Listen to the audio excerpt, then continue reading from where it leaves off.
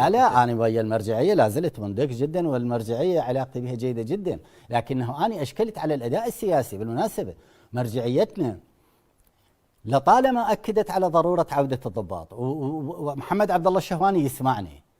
كنت أروح لمحمد عبد الله الشهواني أقول له عندنا ضباط ذولا رفاق حزبيين درجات عالية دا يخشون يرجعون خشية من بدر، لأنه كانت تقريبا بدر تسيطر على عودة الضباط خشية من بدر. رحنا لمحمد عبد الله الشهواني وأوجدنا لهم قناة للعودة، والآن عندنا ضباط قوات خاصة برتب رفيعة يسمعوني ما أذكر أسمائهم، عودناهم عن طريق محمد عبد الله الشهواني ورجع. وبالمناسبة عن طريق محمد عبد الله الشهواني بمباركة المرجعية قالت رجعون، قال هذا خطأ، ايش دا يسوون الأمريكان؟ هذا رأي المرجعية. السيد الستاني قال ايش دا يسوون الأمريكان؟ شلون يحلون الجيش؟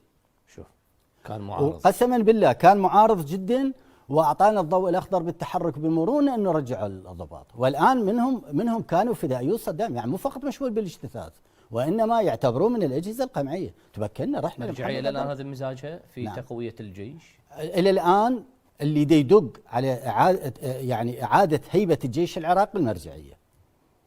واني ليش مطمئن؟ طيب. اقول لك لانه حتى وقت انسحابي بقت المرجعيه دعمتنا وراعيتنا وقالت هم يؤمنون بالشرف العسكريه